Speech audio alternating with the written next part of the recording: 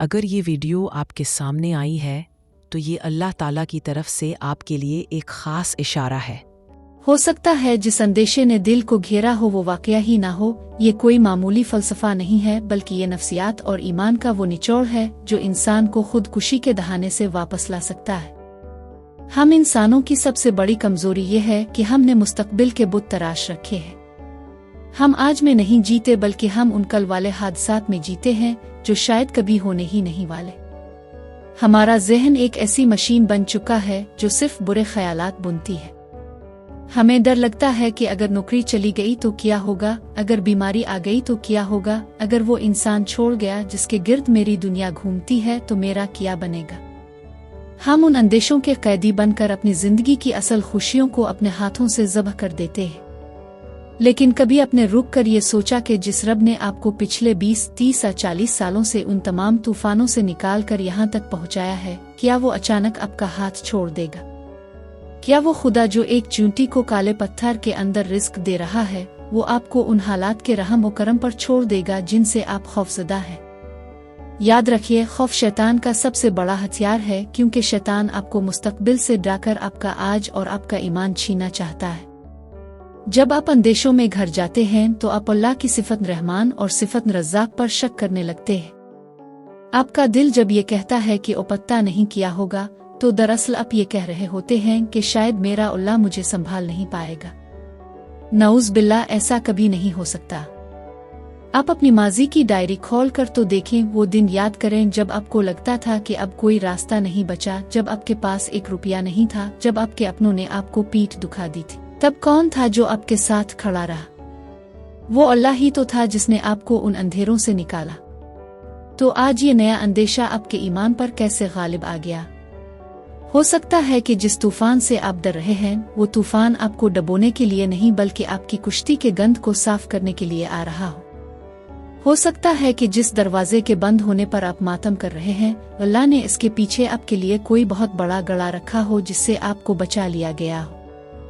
हम इंसानों की नज़र दीवार के इस पार नहीं देख सकती, लेकिन अल्लाह तो वो देखता है जो अभी हुआ ही नहीं। और इस बात का दूसरा पहलू तो इससे भी ज्यादा खूबसूरत है कि हो सकता है जो आस लगाई हो वो पूरी हो जाए।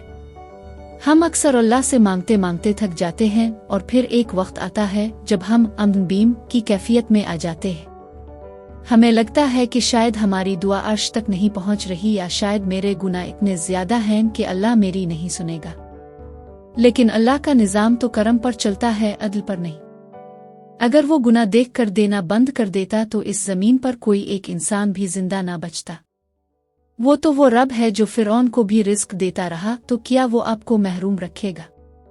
वो आपकी शारग से करीब है, वो आपके दिल की इस धड़कन को भी सुनता है जो आपकी जुबान तक नहीं आ पाती।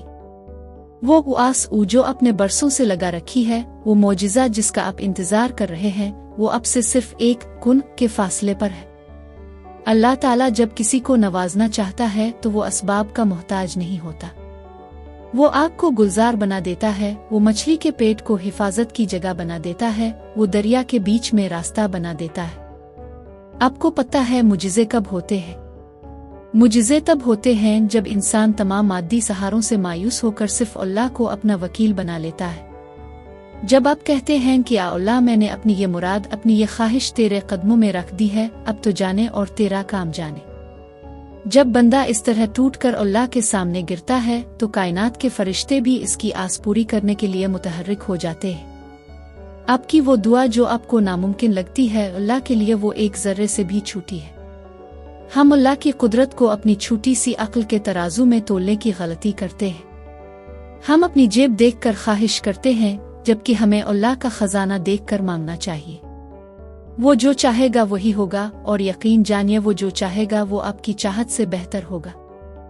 आज इस वीडियो के खत्म होने के बाद एक लंबा सांस लें और अपने तमाम अंदेशों को अल्लाह की सपुर्दगी में दे दें। अपने दिल से कहें कि ये दिल तो क्यों परेशान है, तेरा रब तो वो है जो नामुमकिन को मुमकिन बनाने वाला है। वो जो आस अपने लगा रखी है इस पर यकीन रखें, क्योंकि जो रब आपके दिल में ख्वाहिश डाल सकता है वो इसे पूरा करने की ताकत भी रखता है। मायूसी कुफ्र है और उम्मीद ईमान है। मेरे प्यारे साथियों, जब हम अंदेशों की बात करते हैं तो दरअसल हम अपने नफ्स की इस आवाज़ को सुन रहे होते हैं जो हमें अल्लाह से दूर करना चाहती है। कुरान पाक में अल्लाह ताला फरमाता है, अल शैतान इदकम उल फ़क्र, यानी शैतान तुम्हें मुफलिसी और तंगी से डराता है। वो आपके जहन में ये वसवसा डालता है कि कल क्या खाओगे, इज्जत कैसे बचेगी, बीमारी का इलाज कैसे होगा। लेकिन इसी के जवाब में मेरा रब फरमाता है कि अल्लाह तुमसे अपनी बख्शिश और फजल का वादा करता है। अब फैसला आपका है कि अपने शैतान के डरोए पर यकीन करना है या कायनात के मालिक के वादे पर। जरा सोचिए, जब हजरत मूसा अलैहिस्सलाम के सामने ठाठे मारता हुआ समंदर था और पीछे फिरौन का खूनखार लश्कर, तो बज़ाहिर कोई रास्ता नहीं था। उनके साथियों ने चीख कर कहा था कि हम तो पकड़े गए। लेकिन मूसा अलैहिस्सलाम का तवक्कल देखिए, उन्होंने ये नहीं कहा कि शायद बच जाएं, बल्कि उन्होंने पूरे यकीन से कहा, कला उन माओरबी सैदीन, यानी हरगिज नहीं, मेरा रब मेरे साथ है, वो मुझे रास्ता दिखाएगा। और फिर पूरी दुनिया ने देखा कि पानी के बीच में से खुश्क रास्ता निकल आया। आपका अंदेशा जितना भी बड़ा हो, क्या वो फिरौन के लश्कर से ज्यादा ताकतवर है? क्या आपकी मुश्किल इस समंदर से ज्यादा गहरी है? अगर अल्लाह समंदर के बीच में रास्ता बना सकता है तो वो आपकी जिंदगी की बंद गलियों में भी दरवाजे खोल सकता है। बाज औकात हमारी उआस इसलिए पूरी नहीं हो रही होती क्योंकि अल्लाह हमें एक बड़े मकाम के लिए तैयार कर रहा होता है। हम चाहते हैं कि आज दुआ मांगी और अभी मौजिज़ा हो जाए, लेकिन अल्लाह वल समद है, वो बेनियाज है। वो वक्त का मोहताज नहीं, वक्त इसका मोहताज है। आपकी एक एक दुआ अर्श के पास महफूज है। एक एक आंसू जो अपने तन्हाई में बहाया वो ज़ाय नहीं हुआ। रसूल अल्लाह ने फरमाया कि ओ दुआ कभी रायगा नहीं जाती, तो वो कबूल कर ली जाती है, इसके बदले कोई आने वाली बिला टाल दी जाती है, इसे आखिरत के लिए ज़ख़ीरा कर लिया जाता है। तो फिर मायूसी कैसी? जब आपका सौदा खसारे का है ही नहीं तो आपका दिल परेशान क्यों है? जब भी अंदेशे आपको घेरने लगे, जब दिल बैठने लगे और ऐसा लगे कि अब सांस लेना दुश्वार है, तो अपनी जुबान पर वो वजीफा जारी कर लें जिसने हजरत यूनुस अलैहिस्सलाम को मछली के पेट से नजात दिलाई थी। ये महज चंद अल्फाज नहीं हैं, ये अपनी आजिज़ी का एतराफ़ और अल्लाह की बड़ाई का ऐलान है। जब आप अपनी गलतियों को मानकर उसकी पाकीज़गी बयान करते हैं तो अल्लाह की रहमत को जोश आता है और वो अंधेरों के सीने चाक करके आपके लिए रोशनी निकाल लाता है। इसी तरह अगर आपको रिज़्क़ का अंदेशा है या मुस्तकबिल का खौफ सताता है तो वो हिस्बना अल्लाह व नाम अल वकील को अपना ओढ़ना बिछोना बना ले। अल्लाह काफ़ी है अपने बंदे के लिए। ये वो कलिमात हैं जो हज़रत इब्राहीम अलैहिस्सलाम ने तब कहे थे जब उन्हें दहकती हुई आग में डाला जा रहा था। आग का काम जलाना है, लेकिन जब बंदा अल्लाह को अपना वकील बना लेता है तो आग की सिफत बदल जाती है और वो आग गुलजार बन जाती है। क्या पता आपकी जिंदगी की ये आग, ये मुश्किलें, ये परेशानियां सिर्फ इसलिए आई हों ताकि आपका रुख अल्लाह की तरफ मुड़ जाए। हो सकता है कि अल्लाह को आपकी वो आवाज़ इतनी पसंद हो जो सजदे में सिसकते हुए निकलती है, इसीलिए इसने थोड़ी देर के लिए आपकी आस को रोक कर रखा हो। वो आपको महरूम नहीं करना चाहता, वो आपको नवाजना चाहता है, लेकिन अपनी शान के मुताबिक। आपकी जिंदगी में वो जो एक खास आंसू है जिसका जिक्र आप किसी से नहीं कर सकते, जो सिर्फ आपके और आपके रब के दरमियान एक राज है, इसके लिए तहैया कर लें कि आपने हार नहीं मानी। तहज्जुद के वक्त उठकर देखें जब पूरी दुनिया सो रही होती है और अल्लाह इस्मान दुनिया पर आकर पुकारता है कि है कोई मांगने वाला जिसे मैं अता करूं, है कोई मग़फ़िरत चाहने वाला जिसे मैं बख्श दूं। इस वक्त का मांगा हुआ कभी रद्द नहीं होता। अपनी परेशानियों की फहरिस्त अल्लाह के सामने रख दें, रोएं, गिलगिलाएं और फिर सुकून से सो जाएं, क्योंकि अब आपका मुकदमा कायनात के सबसे बड़े मुंसिफ की अदालत में है। वो आपको ऐसा मौजिज़ा दिखाएगा कि दुनिया दंग रह जाएगी। जो अंदेशा आपको रातों को जगाता था, कल वही आपके लिए सजदा शुक्र का बाइस बनेगा।